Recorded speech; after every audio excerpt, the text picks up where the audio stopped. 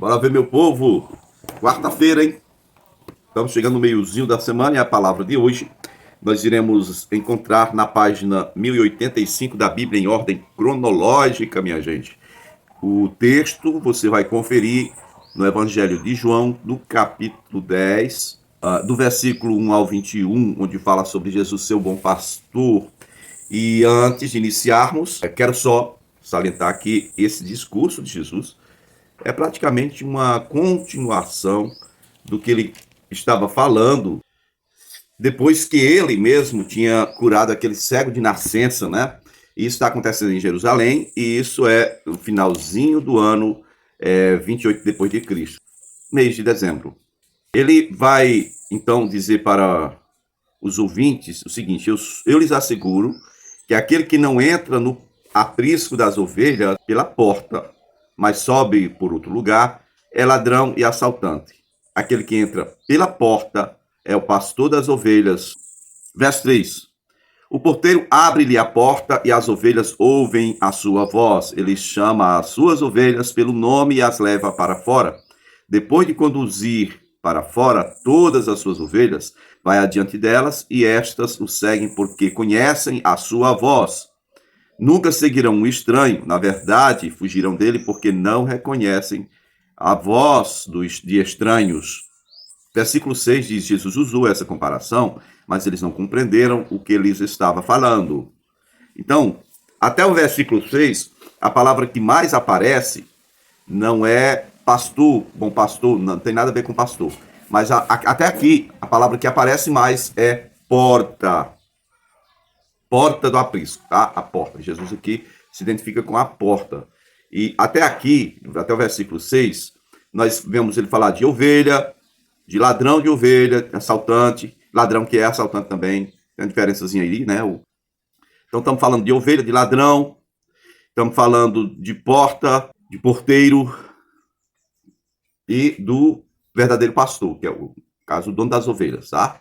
O porteiro está ali, então o dono chega até a porta do aprisco, e geralmente nesse aprisco, eles, para dormir, vamos dizer assim, eles faziam um aprisco, colocavam garranchos, tal, alguma coisa assim, um negócio improvisado, fora, né, fora de casa.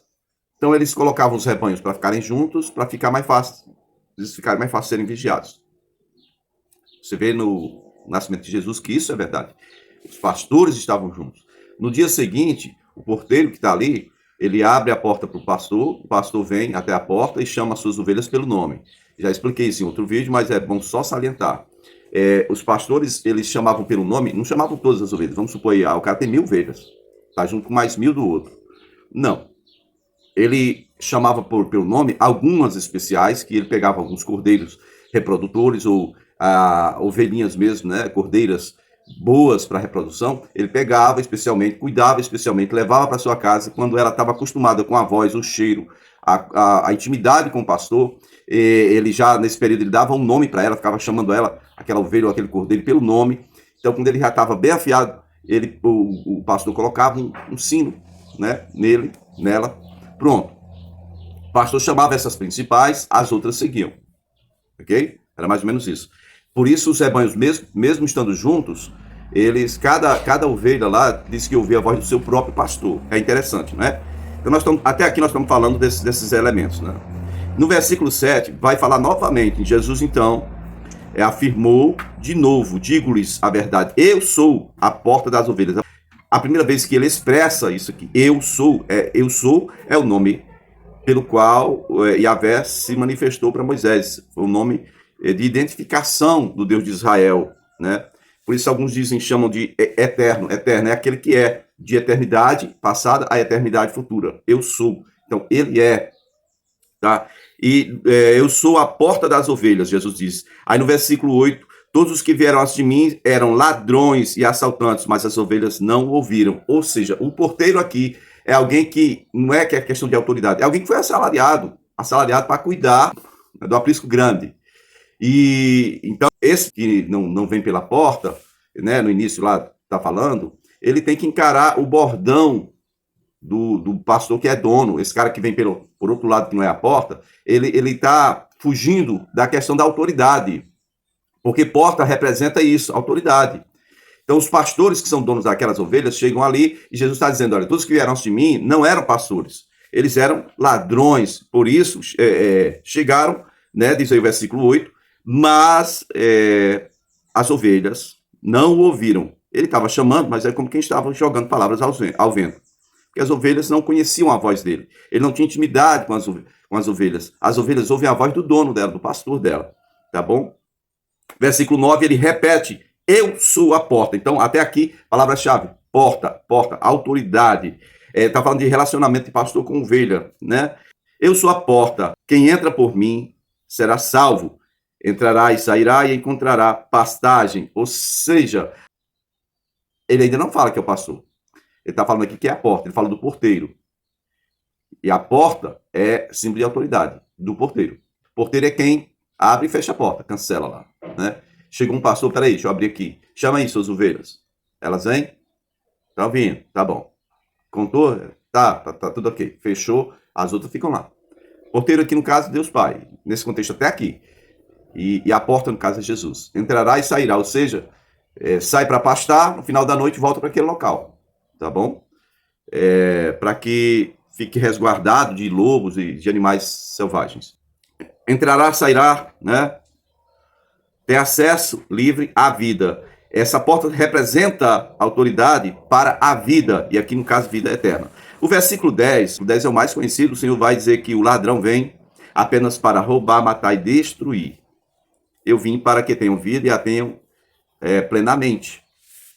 Então, veja bem, até aqui, ele não fala ainda, eu sou bom pastor. Ele está dizendo que essa porta, que é a autoridade para a vida, essa porta por onde as ovelhas passam, entram para descansar e saem para pastar, essa porta, que é símbolo de autoridade, é Jesus.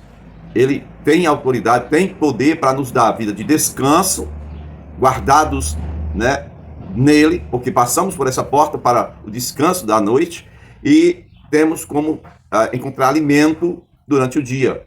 Até aqui o versículo 10, Jesus é a porta. Só do versículo 11 para frente é que nós vemos a questão do eu sou. É a terceira vez que Jesus fala eu sou. Agora ele já não vai falar mais que é a porta. Versículo 11 ele diz: eu sou o bom pastor. O bom pastor dá a vida por suas ovelhas.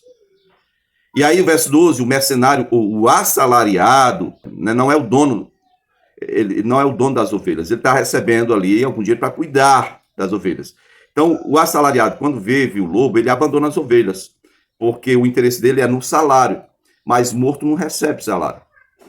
Então ele vê o lobo vindo e canela. O lobo vem, ataca o rebanho e o dispersa. Ele foge porque é assalariado ou mercenário. Ele não se importa com as ovelhas. Ele não se importa. Ele se importa consigo mesmo, com o salário que ele teria para receber. E aí no versículo 14, a quarta vez o Senhor vai dizer: eu sou o bom pastor. Na verdade, eu sou é a quarta vez, o bom pastor é a segunda vez. Duas vezes o Senhor diz: eu sou a porta. Duas vezes aqui o Senhor está dizendo: eu sou o bom pastor. Conheço as minhas ovelhas e elas me conhecem. Assim como o Pai me conhece e eu conheço o Pai. Eu dou a minha vida pelas ovelhas. Tem outras ovelhas que não são deste aprisco. É necessário que eu as conduza também. Elas ouvirão a minha voz e haverá um só rebanho e um só pastor. Por isso é que o meu Pai me ama, porque eu dou a minha vida para retomá-la. Ninguém a tira de mim, mas eu a dou por minha espontânea vontade e tenho autoridade para retomá-la. Esta ordem recebi do meu Pai. Olha, veja, esta ordem recebi do meu Pai. Entregar a minha vida, depois pegar de volta. Por quê? Porque eu tenho autoridade para isso. E quando chega nesse ponto aqui, de entregar a vida para pegar de volta, é um assunto complicadíssimo para os discípulos de Jesus. Imagina para quem estava ouvindo, porque esse discurso foi logo depois que ele falou para aquele homem que ele curou de cegueira, de nascença. Ele falou: eu vim a esse mundo para que os cegos vejam e os que estão vendo se tornem cegos. Aí o fariseu revoltado vai e pergunta: por um acaso estamos cegos? E o Senhor termina dizendo: não, vocês estão vendo, né? Pois é, então a culpa de vocês é notável, ela permanece sobre vocês. E aqui então, quando ele diz que recebeu essa ordem do Pai de entregar a vida e de retomar a vida, ele está falando de ressurreição, que é o assunto mais complicado para eles. Nem os apóstolos, eles não não compreendiam bem isso. Quando Jesus falava de ressurreição, eles ficavam tipo boiando, tá ligado? Verso 19 diz que, diante destas palavras, os judeus ficaram outra vez divididos. Muitos deles diziam, ele está endemoniado, ele enlouqueceu. Por que ouvi-lo? É questionamento. Outros diziam, essas palavras não são de um endemoniado. Pode um demônio abrir os olhos dos cegos? É o questionamento que é feito aqui, na parte final do discurso de Jesus. E aí vai seguir, só muda o assunto, né? Mas vai seguir agora falando de um outro momento em que Jesus vai a Jerusalém novamente, ele está em Jerusalém novamente, na festa da dedicação do templo. Toda vez que a gente fala de festa da dedicação, inicialmente, pensa logo na dedicação do primogênito, mas não é disso que se trata. É a dedicação do templo. Que templo? O templo de Israel, que foi profanado na época dos Macabeus. Vocês lembram desse período da história? Aquele período intertestamentário. O Alexandre, filho de Filipe II, Alexandre herdou do pai, né? Ele não só herdou o trono, mas o objetivo militar de conquistar territórios, além do sonho da unificação com os seus vizinhos gregos. Ele queria expandir a cultura helenista, também chamado de Alexandre III, Alexandre Magno. Ele nasceu em Pela, Macedônia, no mês de julho de 356 a.C. Ele era filho de Olímpia e Filipe II. Ele morreu na Babilônia, provavelmente entre os dias 10 e 13 de junho do ano 323 a.C. Alexandre morreu na Babilônia, não deixou nenhum sucessor. Teve um filho bastardo, foi assassinado antes mesmo de se tornar adulto por um dos seus generais de confiança, matou o filho dele. Já estava de olho, né, no governo. Os soldados macedônios rapidamente passaram a lutar entre si sobre qual facção apoiariam. Depois de muito derramamento de sangue, os diferentes líderes concordaram em se unir para decidir como governar o império. Um dos resultados dessa reunião foi a divisão do império. Ptolomeu recebeu o Egito, enquanto Seleuco, um amigo de Pérdiccas, manteria a maior parte da Ásia naquele momento. E esse é sempre o problema que vai seguir da agora em diante. Foi esse rei ou império, né, Seleuco, que proibiu o culto judaico e exigiu culto aos gregos, tá bom? Não só proibiu o culto, eles profanaram o templo, eles, sacrificaram um porco lá dentro, tá bom? Para profanar o templo, para os judeus não quererem mais fazer cultos lá. E então, um negócio que já vinha sendo tomado por idolatria, agora está imundo. Na época da Assíria, o rei de lá não proibiu.